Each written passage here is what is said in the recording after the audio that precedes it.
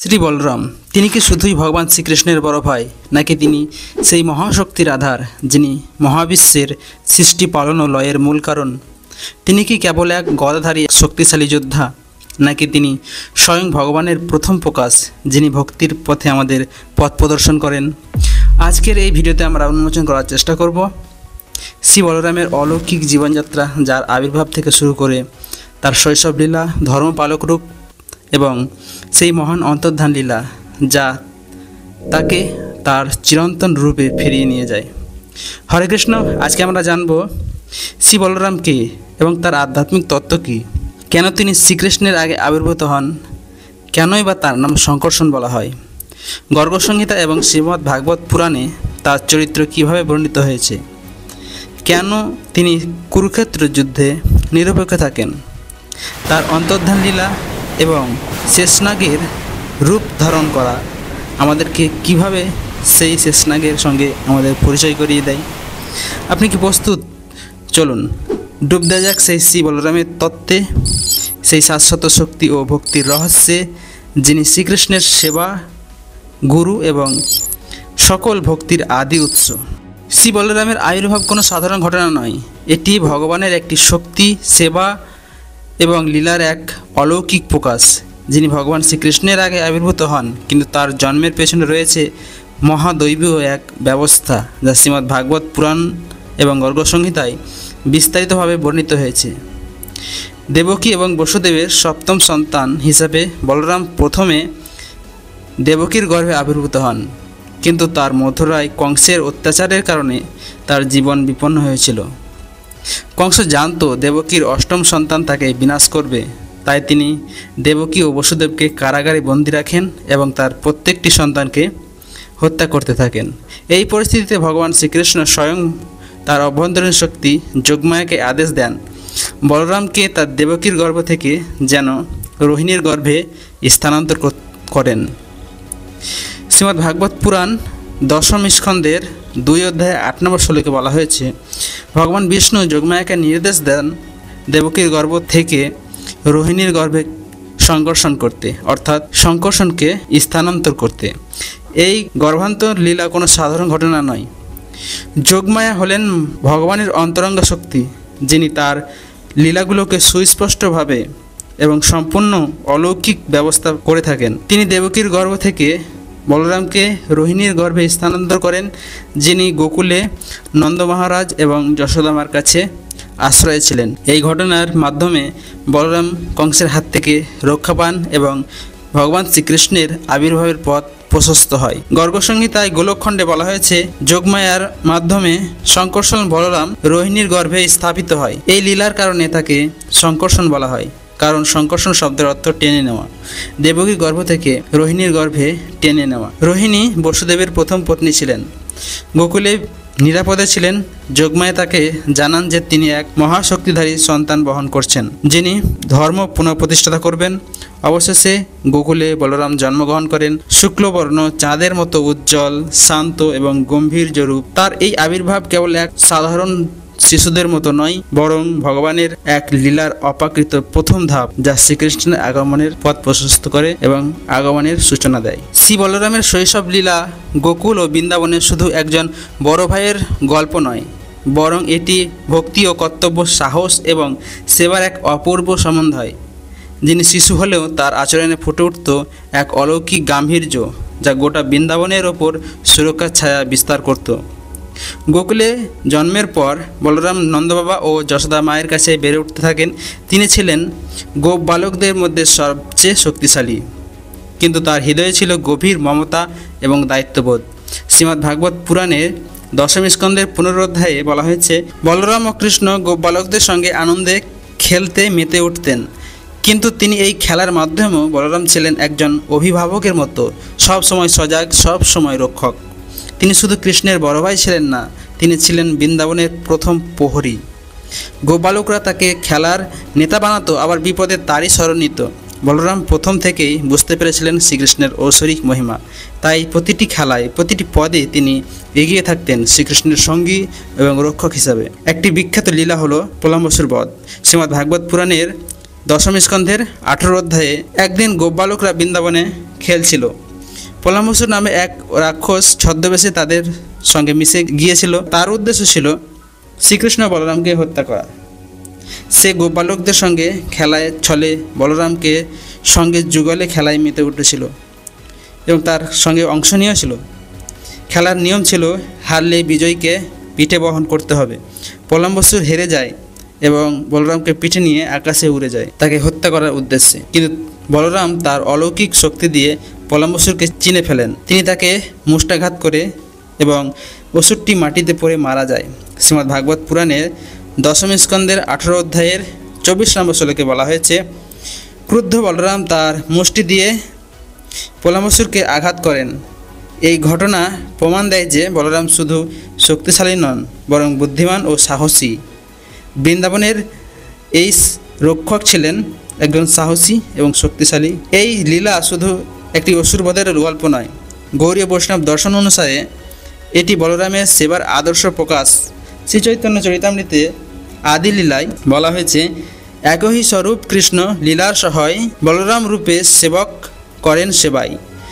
অর্থাৎ শ্রীকৃষ্ণ ও বলরাম একই সত্তা, কিন্তু বলরাম সেবক রূপে ভগবান শ্রীকৃষ্ণের লীলায় সহায়তা করেন। তার শৈশবের প্রতিটি কাজ, খেলা, রক্ষা বা অসুরবধ ছিল কৃষ্ণ গোপবালকদের সেবার এক অপূর্ব প্রকাশ।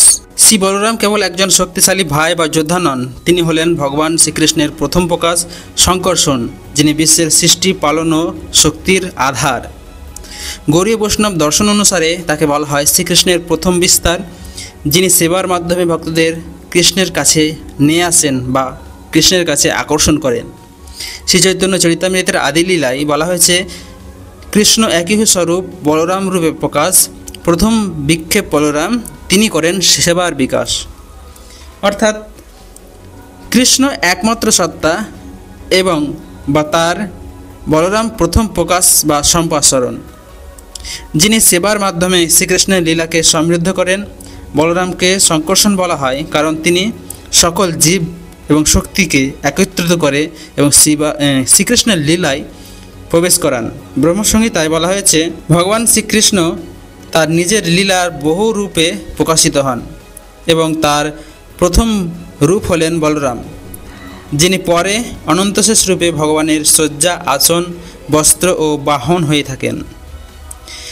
তার রূপ অত্যন্ত অলৌকিক। গর্গসংহিতায় বলা হয়েছে, বলরাম শ্বেতবর্ণ চাঁদের মতো উজ্জ্বল এবং তার হাতে নাঙল ও গদা শোভা পায়। তার নাঙল শুধু কৃষিকাজের প্রতীক নয়, এটি আধ্যাত্মিকভাবে জড়তার জমিতে জ্ঞানের বীজ বপনের সংকেত, আর গদা হলো ধর্ম ও ন্যায়ের প্রতীক, যা তিনি অন্যায়ের বিরুদ্ধে ব্যবহার করেন।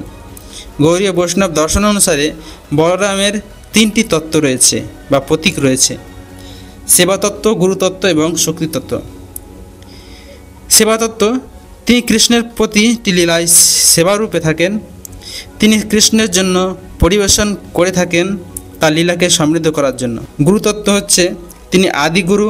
গৌড়ীয় বৈষ্ণব দর্শন অনুসারে সকল পরম্পরার মূল হচ্ছে বলরাম, সেবা স্বভাব থেকে শুরু করে গুরু পর্যন্ত। শক্তিতত্ত্ব হচ্ছে তিনি অনন্ত শেষ রূপে বিশ্বকে ধারণ করেন এবং গদাধারী রূপে শক্তিকে সঠিক পথে পরিচালনা করেন। গর্গসংহিতায় বলা হয়েছে, বলরাম বিনা কৃষ্ণের লীলা সম্পন্ন হয় না, কারণ তিনি সেই শক্তি যিনি ভগবানের ইচ্ছাকে বাস্তবে রূপ দেন। শৈশব ও কৈশোরিক পেরিয়ে বলরাম যখন যৌবনে পদার্পণ করেন, তখন তিনি কেবল ভগবান শ্রীকৃষ্ণের সঙ্গী নন, তিনি হয়ে ওঠেন ভক্তদের রক্ষক, অসুরনাশক, ধর্মপালক এবং গুরুতুল্য প্রশিক্ষক। তার কিছু বিশেষ লীলা আমাদের তার শক্তি ও আধ্যাত্মিক মহিমার পরিচয় করিয়ে দেয়। যেমন ধেনুকাসুর বধ। শ্রীমদ্ ভাগবত পুরাণ দশম স্কন্ধের 15 অধ্যায়ে বর্ণনা করা হয়েছে, একদিন গোপবালকরা তালফল খেতে চান, কিন্তু তালবনে বাস করত ধেনুকাসুর, এক ভয়ঙ্কর গাধারূপী অসুর। সে বনে প্রবেশকারীদের হত্যা করত। বলরাম তার নাঙল হাতে নিয়ে সেই তালবনে প্রবেশ করেন এবং তালবনে সেই নাঙল দিয়ে ফল পাড়তে থাকেন। এ দেখে ক্রুদ্ধ হয়ে ধেনুকাসুর ছুটে আসে তার দিকে। শ্রীমদ্ ভাগবত পুরাণে দশম স্কন্ধের 15 অধ্যায়ের 17 নম্বর শ্লোকে বলা হয়েছে যে বলরাম অসুরটিকে ধরে আকাশের দিকে ছুঁয়ে মাটিতে আছাড় মেরে তাকে হত্যা করেন। এই ঘটনা তার সাহস, শক্তি এবং গোপ বালকদের প্রতি দায়িত্ববোধের প্রমাণ দেয়। গদাযুদ্ধে প্রশিক্ষণ। মহাভারত সভা পর্বের 37 অধ্যায়ে বলা হয়েছে বলরাম ছিলেন গদা যুদ্ধে সর্বশ্রেষ্ঠ গুরু। তিনি ভীম ও দুর্যোধনকে গদাযুদ্ধের শিক্ষায় প্রশিক্ষিত করেন। তার শিক্ষা ছিল নিরপেক্ষ, তিনি কখনো পক্ষপাত করেননি। ভীমের মতো সততা এবং দুর্যোধনের দক্ষতা উভয়কেই তিনি সমানভাবে প্রশংসা করতেন।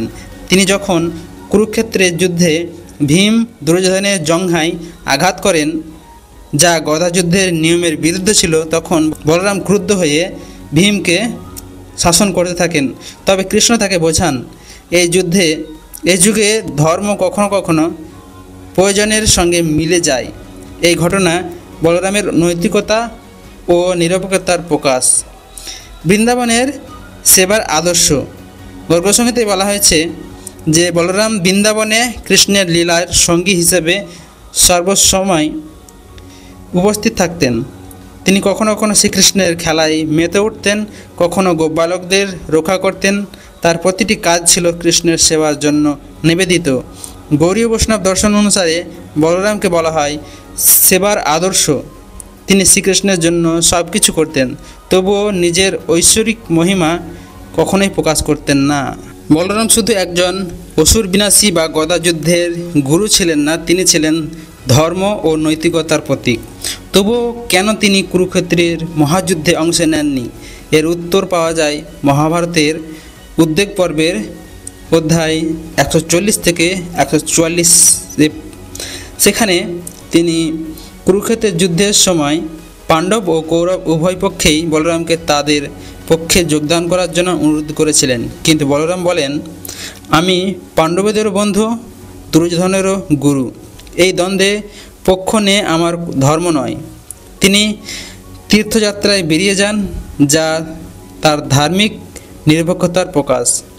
বলরামের এই সিদ্ধান্ত কেবল যুদ্ধ এড়ানো নয়, বরং তিনি তার নৈতিক ও ধর্মীয় আদর্শের প্রতিফলন।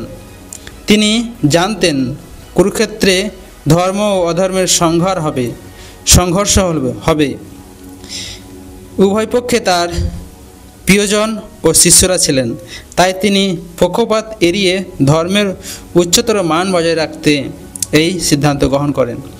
গৌড়ী বৈষ্ণব দর্শন অনুসারে এই নিরপেক্ষতা তার গুরুতত্ত্বের একটি অংশ।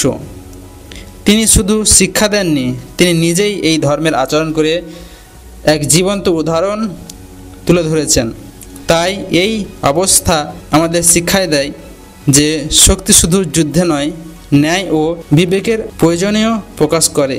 যখন দ্বারকা ধ্বংসের মুখে, তখন বলরাম তার ভৌগোলিক ভূমিকা থেকে সরে যান, কিন্তু এটি কোনো সাধারণ মৃত্যু ছিল না, এটি ছিল তার অন্তর্ধান লীলা, যা তার অনন্ত শেষ রূপে ফিরে যাওয়ার এক অলৌকিক ঘটনা। শ্রীমদ্ ভাগবত পুরাণ 11 স্কন্ধের 30 অধ্যায়ের 25 থেকে 27 নম্বর শ্লোকে বলা হয়েছে, বলরাম সমুদ্র তীরে ধ্যানে বসেন এবং যোগমায়ার অনুগ্রহে তার চিরন্তন শ্বেত নাগ রূপে রূপান্তরিত হন। তিনি ধীরে ধীরে সমুদ্রে অদৃশ্য হয়ে যান। এই অন্তর্ধান কোনো মৃত্যু নয়, তিনি নিজের ইচ্ছায় তার আদি সত্তায় অনন্ত শেষ রূপে ফিরে যান, যিনি হাজার ফণা বিস্তার করে বিশ্বকে ধারণ করেন। গর্গসংহিতায় বলা হয়েছে এটি তার আত্মস্মরণ ও স্বরূপে প্রত্যাবর্তন করা এক মহান মুহূর্ত। এই লীলা আমাদের শেখায় যে বলরামের জীবন শুধু জন্ম মৃত্যুর চক্করে নয়, তিনি চিরনিরন্তন এবং তার অন্তর্ধান হল শাশ্বত সেবার এক অংশ। গৌড়ীয় বৈষ্ণব দর্শনে বলরাম শুধু কৃষ্ণের ভাই নন, তিনি ভক্তির আদি উৎস, গুরুতত্ত্বের মূল ও শক্তির আধার। শ্রীচৈতন্য চরিতামৃত আদিলীলায় বলা হয়েছে, সন্দেহ নাই বলরামই নিত্যানন্দ, শ্রীকৃষ্ণের সহচর যেমন বলরাম, গৌরাঙ্গের সহচর তেমনি নিত্যানন্দ। শ্রীচৈতন্য মহাপ্রভুর লীলায় বলরাম নিত্যানন্দ প্রভু রূপে আবির্ভূত হন। নিত্যানন্দ প্রভু ছিলেন ভক্তির উন্মুক্ত বিস্ফোরণ।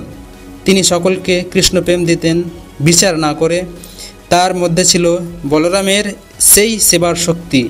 বলরাম হলেন আদি গুরু। শ্রী চৈতন্য চরিতামৃতে বলা হয়েছে, সকল গুরু পরম্পরা তার সেবা স্বভাব থেকে উৎপন্ন।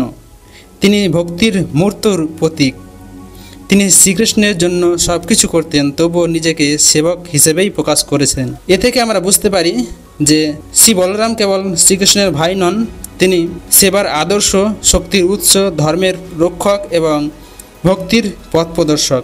তিনি আমাদের শেখান যে শক্তি শুধু বাহুবলে নয়, সত্যে দৃঢ় থাকার সাহসে, সেবা শুধু কথাই নয় কর্মে, আর ভক্তি শুধু ভজনে নয় আদর্শে বাঁচিয়ে রাখার সংগ্রামে। আজকের যুগে যখন বিশ্বাস টলমল, নৈতিকতা প্রশ্নবিদ্ধ, তখন বলরামের দর্শন আমাদের শক্তি দেয়।